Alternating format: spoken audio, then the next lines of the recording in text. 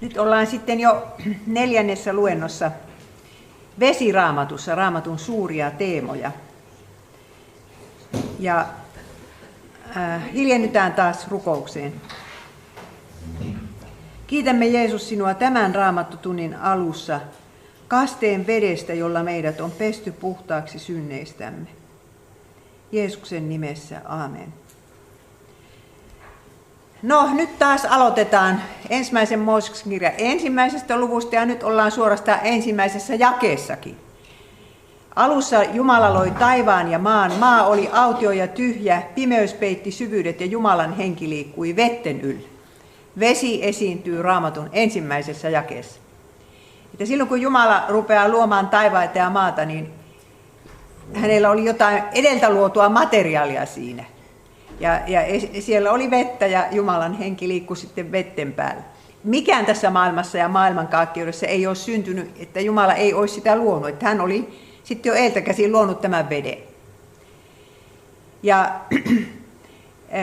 Pietari sitten jatkaa tätä ja selittää samaa, mitä tiede selittää, että elämä on syntyisin vedestä.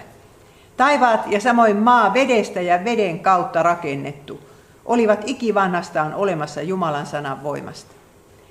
Jumalan sanan voimasta, ei ne tyhjästä ollut, kuin Jumalan sanan voimasta. Ja ilman vettähän tämä ei mitenkään olisi tämä elämä mahdollista, että sitä vettä sitä nyt etsitään, Marsista kaivetaan ja mikä planeetta sattuu nyt sitten aina löytymään, niin toivotaan, että siellä olisi vettä ja haaveilla, että löytyisi sitä elämää. Mutta ei näy merkkiäkään, että elämä olisi jossain muualla.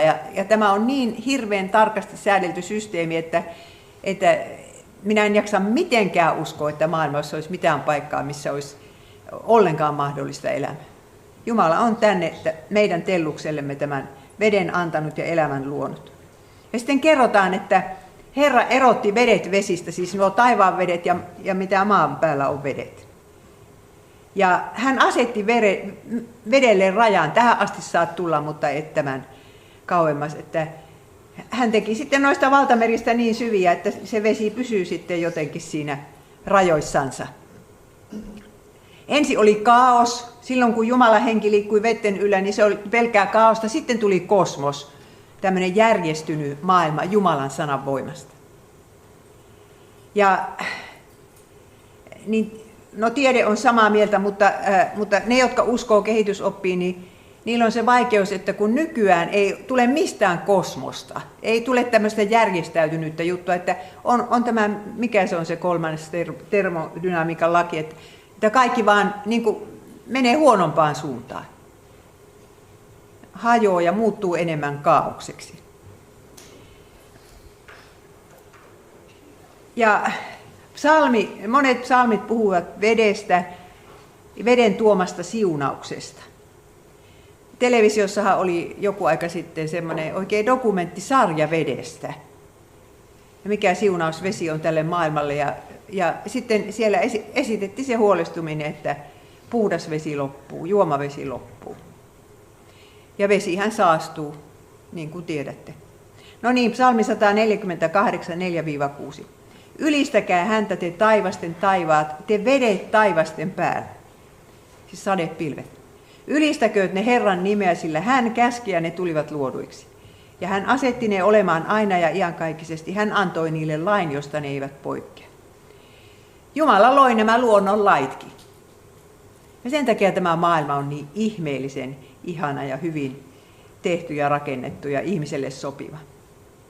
Ja ennen syntiin lankeemusta kaikki vesi oli hyvä. Vesi ei tehnyt ihmisille mitään pahaa. Ja ei ollut sitä kaaosta missään päin maailmaa. Mutta sitten, ei kun nyt vielä otetaan tämä paratiisi. Ja paratiisi määritellään 4 joen perusteella. Ja siinäpä sitä meneekin Raamatun lukijalta sormi suuhun, että mikä on semmoinen paikka, kuunnelkaan tätä. Ja Edenistä lähti joki, joka kasteli paratiisia. Ja se jakaantui sieltä 4 haaraan. Ensimmäisen nimi oli Piison. Se kiertää koko Havilan maa, jossa on kultaa. Toisen virran nimi on Giihon. Ja näistä sanotaan, että nämä on ne Niilin 2 haaraa. Valkoinen ja sininen Niili, jotka jakaantuu siellä Kartumissa. se kiertää koko Kuusinmaan, siis Kiihon ja Kuus, ne on Afrikassa. Ja kolmannen virran nimi on Hiddekel, eli Tigris. Se juoksee Assurin editse ja neljäs virta on Eufrat. No rakkaat ystävät, missä se siis oli se paratiisi? Mutta joka tapauksessa pointti on se, että paratiisissa oli vettä enemmän kuin kylliksi. Sieltä lähtee 4 jokea. Mutta syntiin lankeemus muutti kaiken. Luomakunta joutui orjuuteen samalla kun ihmisestä tuli synnin orja. Kaosvesi tuli takaisin tähän maailmaan. Siis mitä kaikkea sillä hetkellä tapahtui, kun Eeva ensin ja sitten Aatami söi sitä kiellettyä hedelmää, niin se kuulkaa oli niin hirveä katastrofi. Ei semmoista ole ollut toista maailmassa. Vesi alkoi toimia myös ihmistä vastaan. Tuli, että vettä saa liian vähän, kuivuutta, tulvia, tornadoita, taifuuneita, lumimyrskyjä, lumivyöryjä, raisateita, tsunameja. Mitä kaikkea pahaa vesi saa tässä maailmassa aikaan, kun sitä tulee liikaa tai liian vähän. Ja Herra yksinkertaisesti päätti käyttää vettä rangaistuksen välineen. Syntistä maailmaa rangaistaan veden kautta. Ja minä olen vakuuttunut siitä, että viime kesän kuivuus oli niin kuin semmoinen Herran rangaistus Suomelle, josta Herra toivoisi, että täällä tehtäisiin parannus. Ja jos ei tehdä, niin jatkoa seuraa. Ja se, mikä on tämän maailman suurin tragedia, on tämä. Jeremia 2.13. Herra valittaa. Sillä minun kansani on tehnyt kaksinkertaisen synnin, minut elävän veden lähteen he ovat hylänneet, ja he ovat hakanneet itselleen vesisäiliöitä, särkyviä säiliöitä, jotka eivät vettä pidä. Jumala ei kelpaa, tehdäänpä omat vesisäiliöt, omat ideologiat, omat uskonnot, omat arvot ja päämäärät, mutta kun ne eivät vettä kestä. Se nähdään sitten, että eivät kestä vettä, ne vuotaa. Tämä on ihmiskunnan suurin synti, Suomen suurin synti ja minun suurin syntini, että käytännössä hylätään elävä vedenlähde ja hakataan itselle joku muu lähde.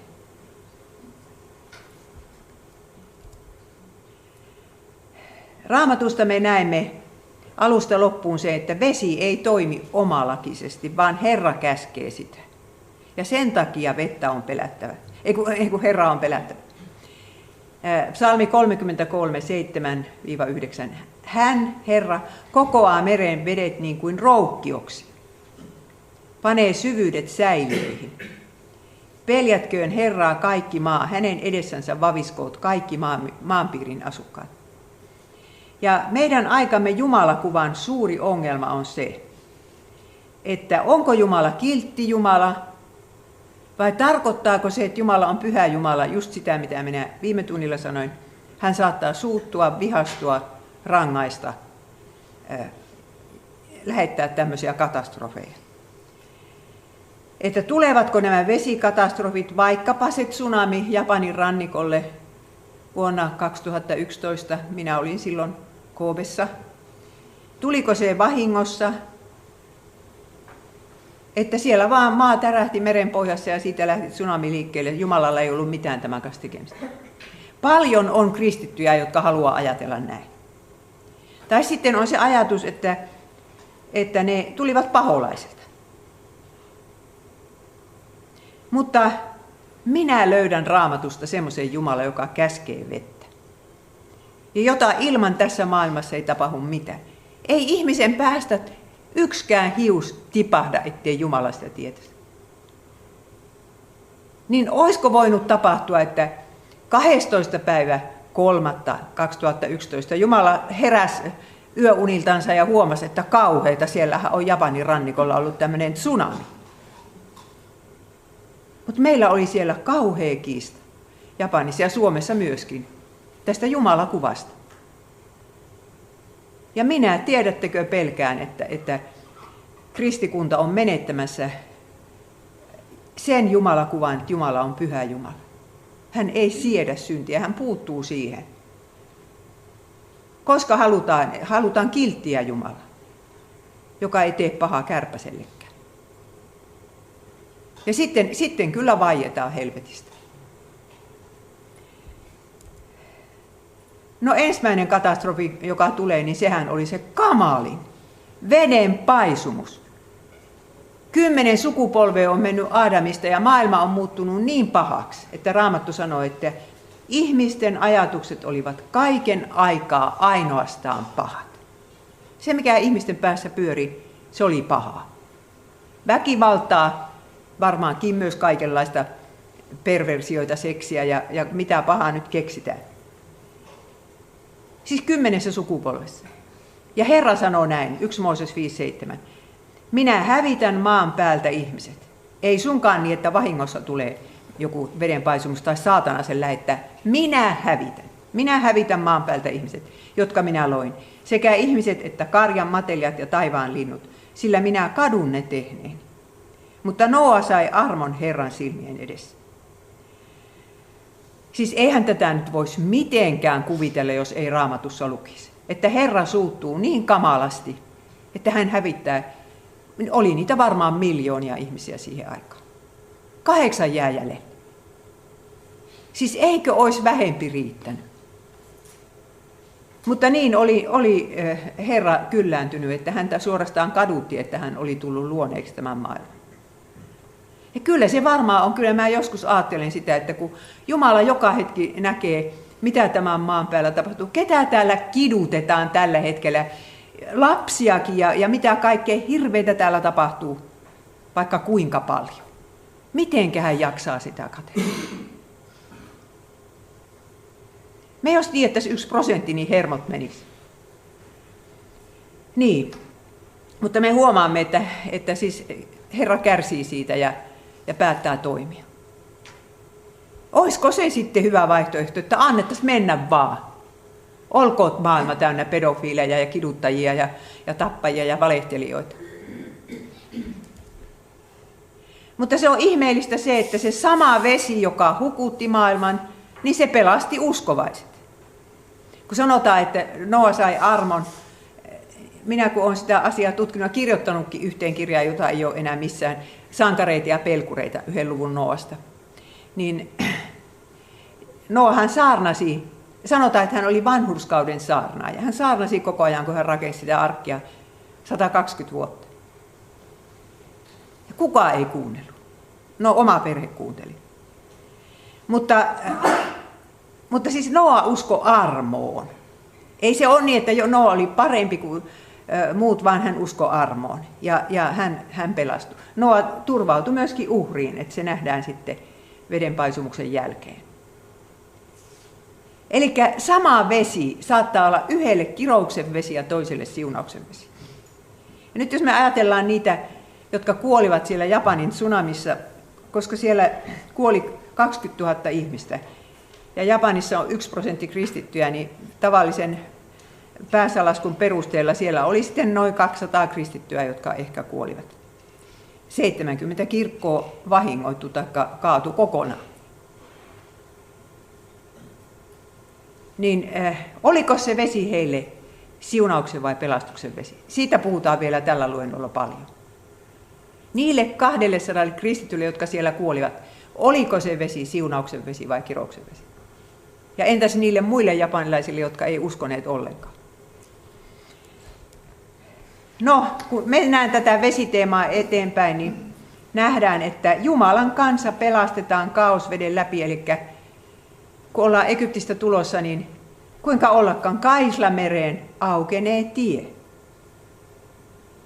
Tämähän nyt on niin suuri ihme kuin olla voi, että mereen aukenee tie ja siinä 2 miljoonaa ihmistä kävelee siitä merenpohjaa pitkin toiselle puolelle. Mutta se sama vesi hukutti Jumalan viholliset, eli egyptiläiset sotilaat, jotka oli Jumalan kansaa tappamassa. Tässä nyt nähdään taas, vesi voi olla siunauksena tai kirouksena. Heille tämä vesi oli kaaosta. Mutta kaosvedellä on semmoinen tarkoitus, että Herra etsii langennutta kansansa, tai siis ihmisiä yleensä kaosveden kautta. Jesaja 29:6. Herra Sebaot etsiskelee sinua ukkosen jylinässä, maanjäristyksessä, kovassa pauhinnassa, myrskyssä ja rajuilmassa, kuluttavan tulen liekissä. Kun Herra lähettää tämmöisen onnettomuuden, niin hän samalla etsii siinä ihmisiä. No tähänkin vielä palataan. Että näillä katastrofeilla on kahdenlainen tarkoitus. Siinä on kyllä Jumalan tuomio ja sitten se Jumalan pelastus ja sitten se, että se Jumalan etsiminen.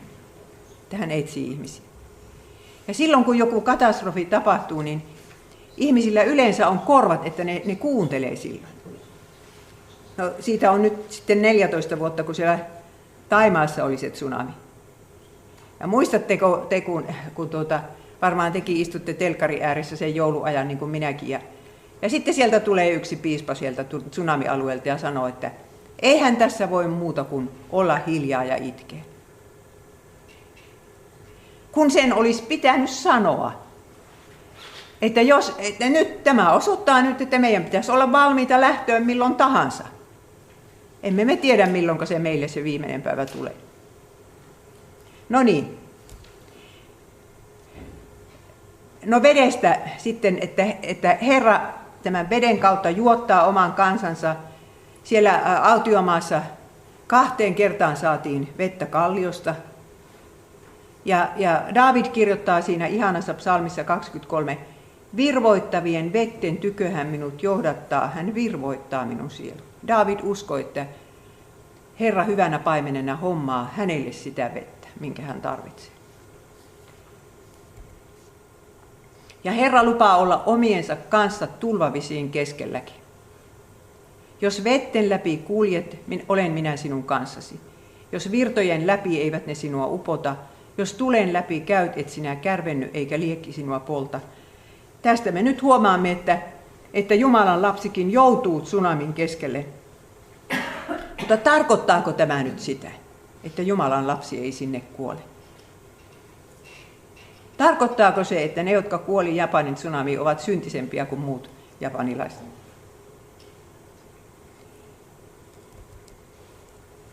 Sitten siellä Vanhassa testamentissa on tosi riipaseva kohta siitä, miten profeetta Jeremia pudotettiin mutakaivoon. Se oli silloin piirityksen loppuvaiheessa, kun Jerusalemia piiritettiin 1,5 vuotta.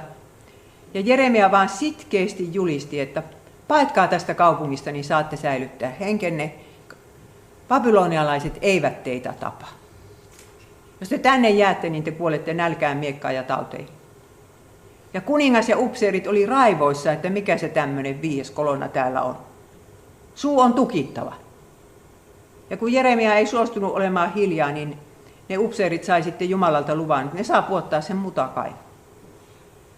Se oli semmoinen sadevesikaivo, että siitä oli, niin kuin, ei siellä ollut enää kuin muta, mutta ei ollut mitään mihinkä tarttua. Sentti sentiltä uppoo sinne mutaan ja niin kuin tiedätte, että kun ihminen rupeaa hukkumaan ja tukehtumaan, sille tulee paniikki. Minä en tiedä, miten kauan se Jeremia siellä oli. Mutta minä olen tullut siihen tulokseen, että se valitusvirsien 3. luku, niin se on runoiltu siellä kaivossa. Ja siellähän näin sanotaan. Vedet tulivat minun pääni ylitse, minä sanoin, olen hukassa. Minä huusin sinun nimeäsi, Herra, kuopan syvyydestä. Sinä kuulit minun huutoni, älä peitä korvaasi minun avun huudoltani, että saisin hengähtää. Sinä olit läsnä silloin, kun minä sinua huusin. Sinä sanoit, älä pelkää. Että joutupaa Jumalan lapsi minkälaiseen tsunamiin tai mutakaivoon tahansa, niin varma juttu on se, että Herra on siellä hänen kanssansa. Ja se, että onko siellä mutakaivossa yksin vai Herran kanssa, se on kuulkaa suunnattoman suuri ero. Että Jeesus on siellä ja sanoo, että älä pelkää. Ja minä uskon, että Herra on nyt kutsunut teidät tänne tähän saliin istumaan nyt just tällä hetkellä, että te kuulisitte tämän. Ja missä mutakaivossa sinä nyt ootkin, niin Jeesus on siellä sinun vierelläsi ja sanoo, että älä pelkää. Ei tarvitse olla yksin. Ja siinä on suunnitelma takana.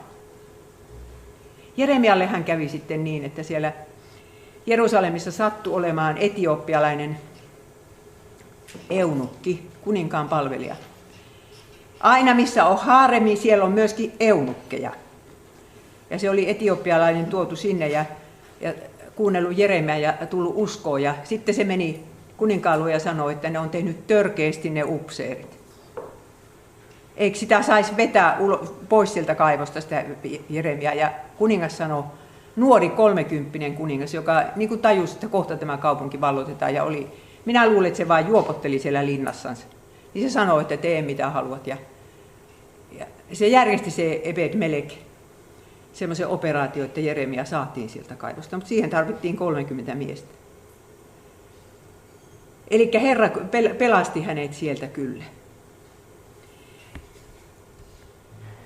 Ja jos vanhaa testamenttia luetaan, niin siellä vesi on kyllä Jumalan palvelusmenoissa mukana. Temppelissä on se, tai ilmestysmaissa sitten temppelissä on tämä pesuallas ihan ensimmäisenä.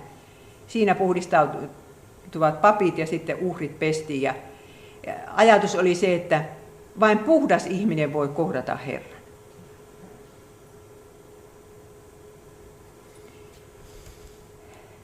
Ja niin kuin viime tunnilla joku viittasi tähän Hesekielin kohtaan, niin Hesekielhän kertoo sitten uudesta temppelistä, kun entinen on hävitetty. Ja hän sanoi, että vesi virtaa sieltä uuden temppelin kynnyksen alta. Ja se on semmoinen vesivirta, että se on ensin matala, sitten se tulee syvemmäksi ja leviää joka puolelle.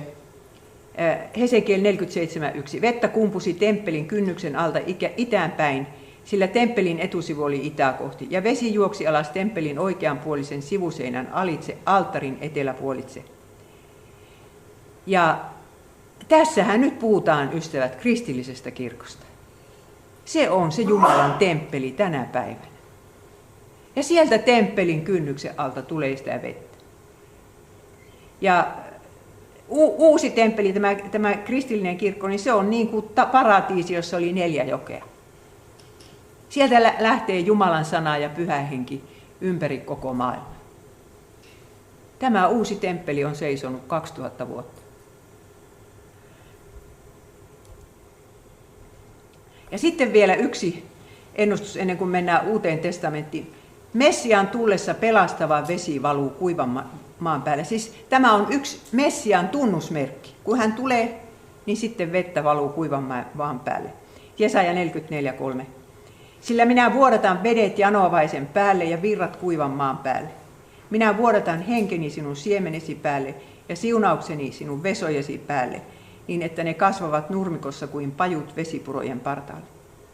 Tässä rinnastetaan vesi ja pyhä henki. Että kun Herra vuodattaa veteensä, hän vuodattaa myöskin pyhän hengen.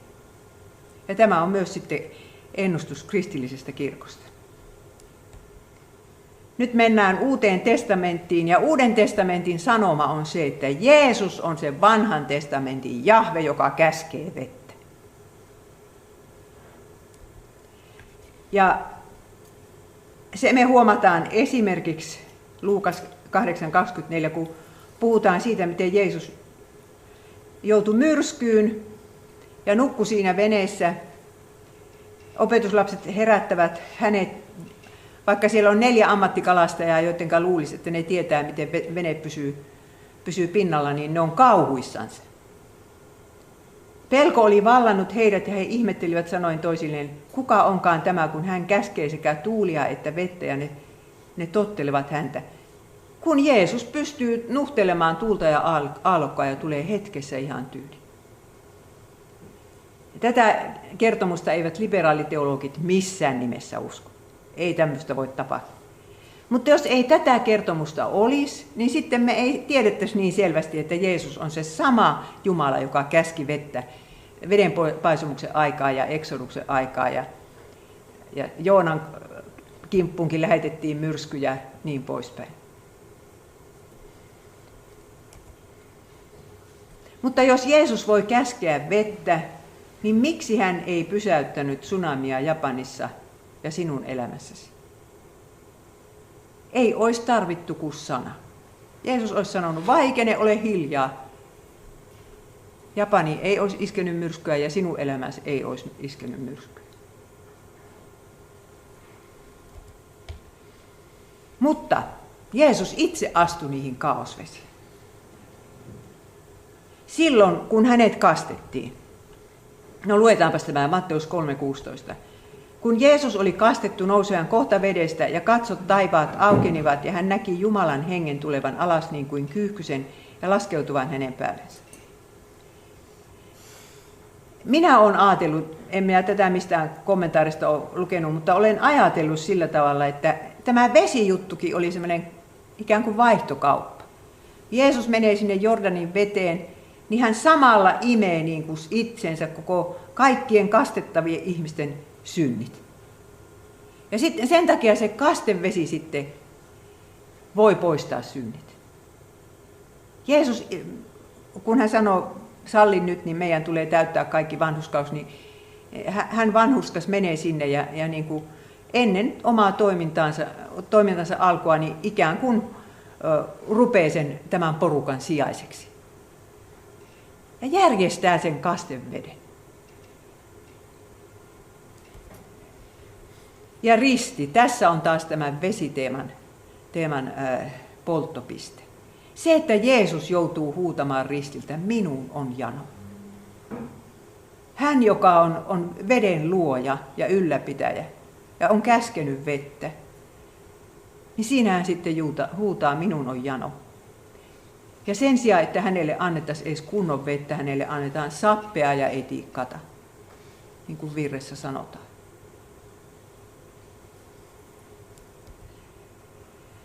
Ja tämä yksi sana, että minun on jano, osoittaa, että Jeesus oli silloin helvetissä.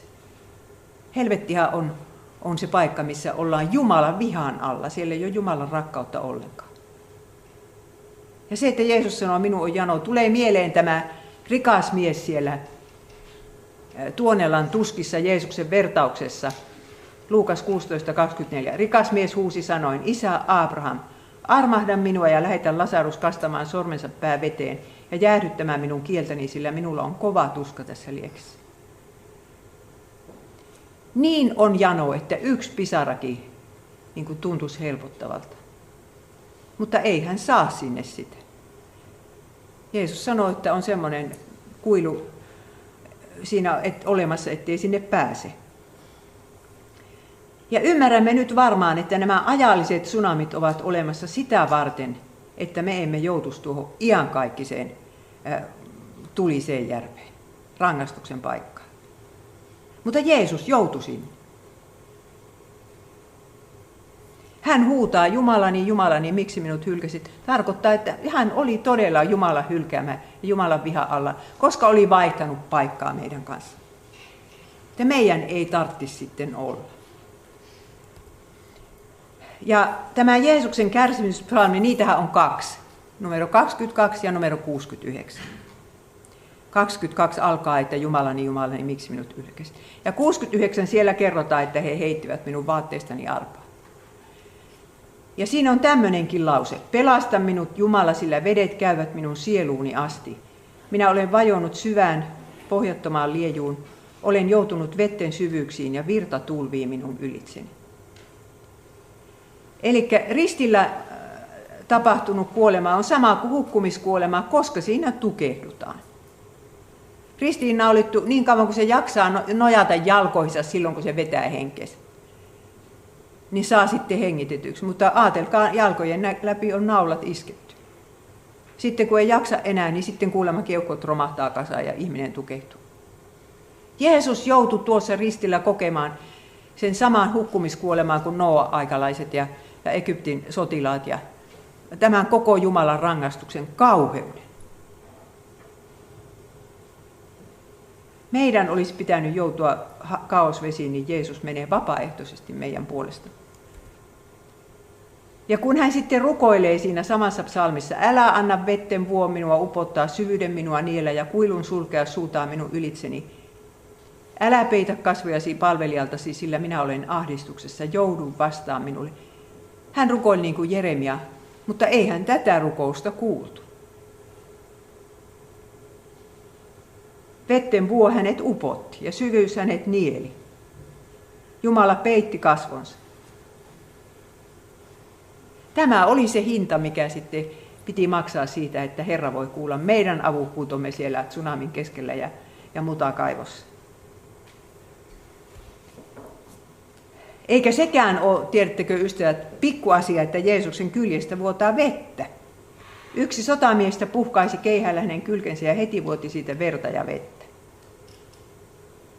Koska oikeastaan tämä Jeesuksen kyljestä vuotava vesi, niin voidaan sanoa, että sekin on, se on sitä temppelistä vuotavaa vettä. Jeesushan sanoi, että hänen ruumiinsa on temppeli. Hävittäkää tämä temppeli, niin minä 3 päivässä sen rakennan. Tämä vesi vuoti Jeesus-temppelistä, sieltä kynnyksen alta.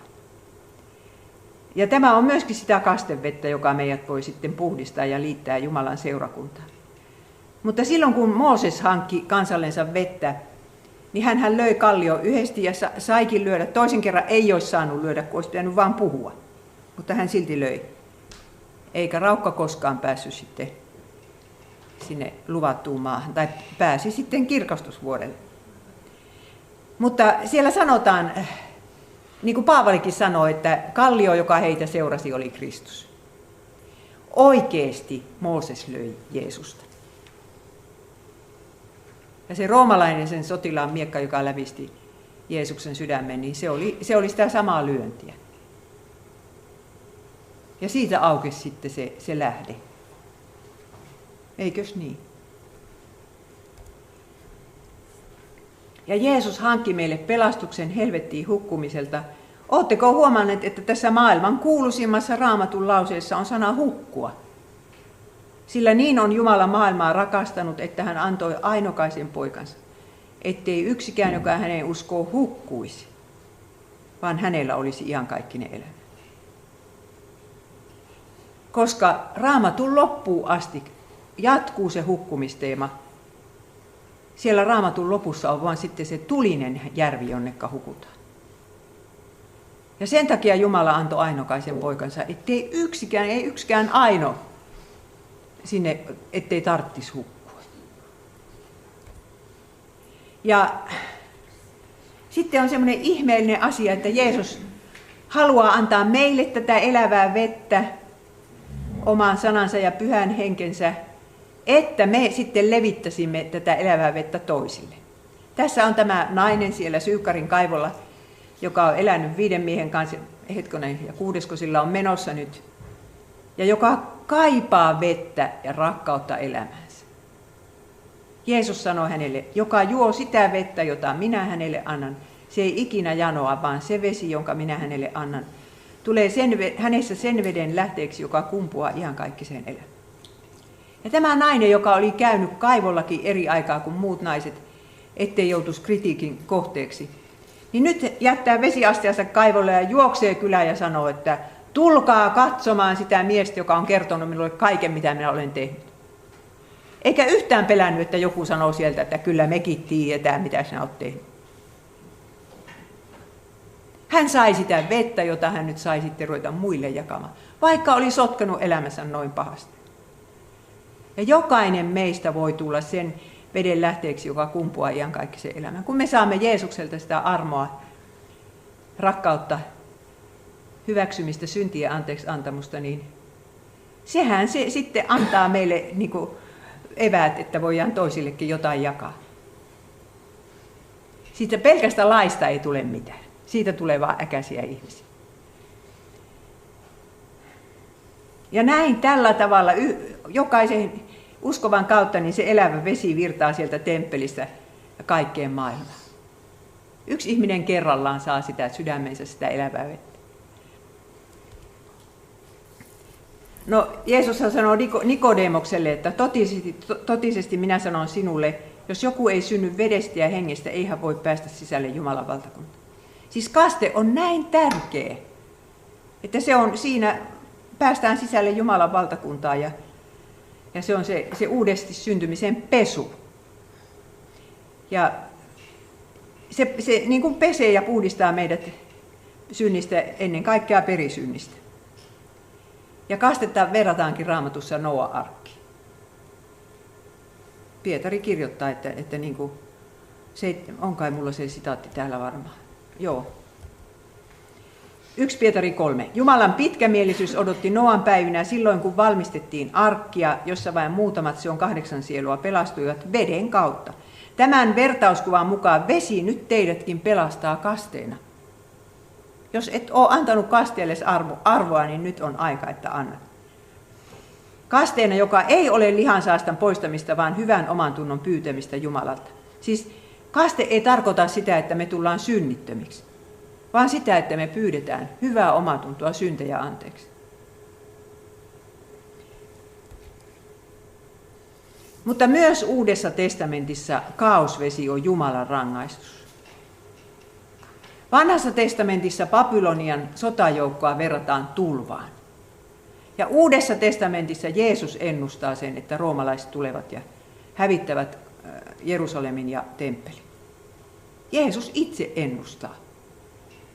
Ja hän pitää tätä Jumalan rangaistuksena.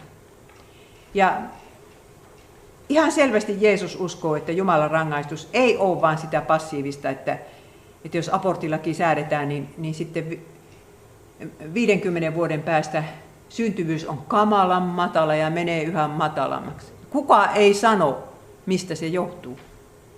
Pällistellä, että miksi täällä syntyy niin vähän lapsia, ja eikä ajatella sitä, että täällä olisi 700 000 alle 50, jos aborttilakia ei olisi säädetty. Siis enemmän kuin niitä nyt on. Tämä on sitä passiivista rangaistusta, mutta että Jumala toimii myös aktiivisesti. Ja heittää viimeisellä tuomiolla jumalattomat tuliseen järveen. Mutta tämä on se Raamatun lause, että tässä nyt ei vedestä puhuta, mutta tätä minä kyllä siteerasin siellä Japanissa tsunamin jälkeen. Kun Jeesus sanoo näin, että ne 18, jotka saivat surmansa, kun torni Siiloassa kaatui heidän päällensä. Luuletteko, että he olivat syyllisempiä kuin kaikki muut ihmiset, jotka Jerusalemissa asuivat? Eivät olleet, sanon minä teille, mutta ellette tee parannusta, samoin te kaikki hukutte. Kun Jeesus uskalsi sanoa oman aikansa katastrofin jälkeen näin, niin kyllä meidän pappien ja piispojen pitäisi uskaltaa sanoa. Jos ette tee parannusta, samoin te kaikki hukutte. Mutta Jeesus julistaa tässä, että ne, jotka kuolee katastrofiin, eivät ole sen syyllisempiä. Ja tiedättekö, mitä sanoo buddhalaisuus, mitä sanoo hindulaisuus? On karman laki. Jos onnettomuus tapahtuu, se johtuu sinun taikka sinun vanhempiesi tai esi-isiesi synneistä. Aina etsitään syyllistä. Ja sen takia minä esimerkiksi Nepalissa huomasin, joka on hyvin hindulainen paikka, että siellä tämmöinen inhimillinen sääli ei ole niin tavallista sen takia, kun ajatellaan, että se kärsii sitä karman lain seurauksia, antaa sen kärsiä. Sitten seuraavassa elämässä ehkä pääsee vähän parempaan asemaan, kun nyt kärsii tuon kärsittävänsä. Mutta Jeesus sanoo, että ne eivät olleet sen pahempia. Se ei ollut niiden syy. Tsunamissa kuolleet eivät olleet sen suurempia syntisiä kuin ne, jotka selvisivät. Eikö ole parempi, että Herra lähettää katastrofeja kuin että kaikki nämä ihmiset joutuisivat lopulta helvettiin? Ja asiahan on niin, että kaaosvesi koettelee myös sinun elämäsi rakenteita. Jeesus kertoo Vuorisaarnan jälkeen vertauksen tämmöisen 2 talosta. Sen tähden on jokainen, joka kuulee nämä minun sanani ja tekee niiden mukaan, verrattava ymmärtäväiseen miehen, joka huoneensa kalliolle rakensi. Ja rankkasade lankesi ja virrat tulvivat ja tuulet puhalsivat ja syöksyivät sitä huonetta vastaan, mutta se ei sortunut, sillä se oli kalliolle perustettu. Jos sinä olet perustanut elämäsi Jeesuksen sanalle ja Raamatun sanalle, niin se ei kaadu sitten, kun ne katastrofit iskevät. Kyllähän tsunamissakin jäi jäljelle muutama kunnolla rakennettu talo, jossa oli kunnolliset perustukset.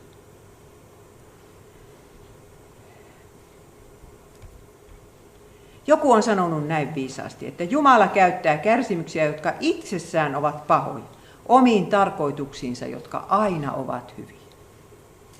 Ei meidän tarvitse sanoa, että kärsimys on hyvä asia. Pahahan se on ja pahalta se tuntuu. Mutta Jumala käyttää omiin tarkoituksiinsa, jotka ovat aina hyviä. Koska hän on kaikkivaltias Jumala, hän voi sen tehdä.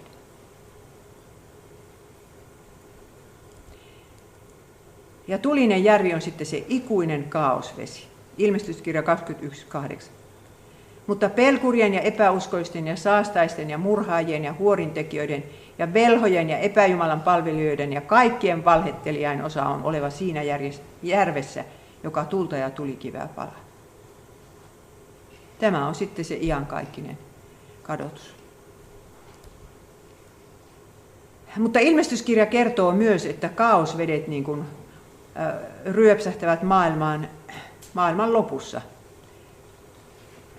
Ilmestyskirja 8.11. Ja tähden nimi oli Koiruoho. Koiruoho-niminen tähti putoaa johonkin vesiin ja vesilähteisiin. Ja 3/3 vesistä muuttui koiruohoksi ja paljon ihmisiä kuoli vedestä, koska se oli karvaaksi käynyt. Tulee väkisin mieleen, että joku ydinpommihan sitä pudotetaan, jolla tuhotaan maapallon vedet. Ensin kerrotaan, että 3/3 vesistä saastuu, mutta myöhemmin, että kaikki vedet saastuvat. Kyllä meidän pitää taistella tuota ilmastonmuutosta vastaan niin kauan kuin voidaan, mutta samalla on hyvä tietää, mitä Raamatussa on ennustettu, että kyllä se lopulta tulee se täyssaastuminen ennen kuin Jumala luo uuden taivaan ja uuden maan, jossa ei enää saastuta.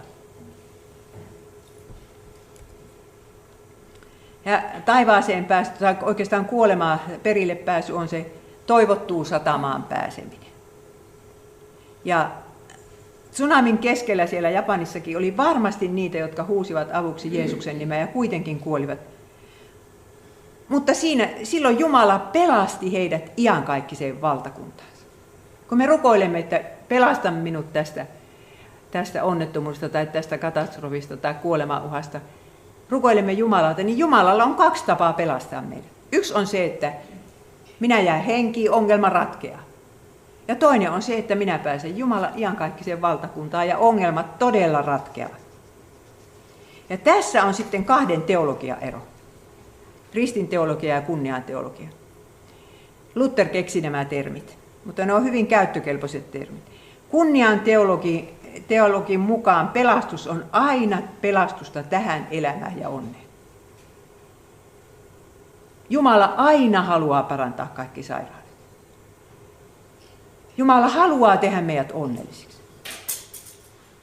Tämä on kunnian teologia. Ristin teologia sanoo, että Herra kyllä pelastaa kansansa tsunameista ja juottaa sen, mutta usein salatulla tavalla.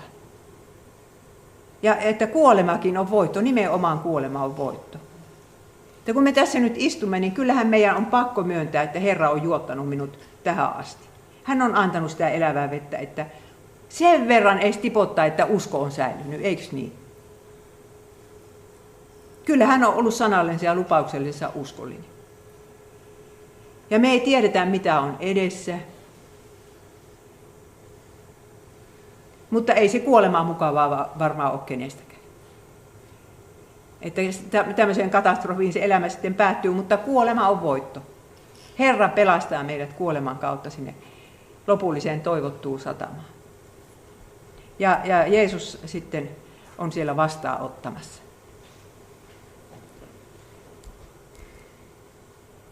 Ja vielä kerran ilmestyskirjassa puhutaan tästä paimenpsalmista siitä, että siteerattiin sitä, että mitenkä Daavid kirjoitti, että Herra on minun paimeneni, että hän vie minut virvoittavien vetten lähteelle. Ilmestyskirja 7.17. Karitsa, joka on valtaistuimen keskellä, on kaitseva heitä, johdattava heidät elämän vetten lähteelle. Ja Jumala on pyyhkivä pois kaikki kyynelet heidän silmistänsä. Uudessa paratiisissa on sitten ne elämän vetten lähteet.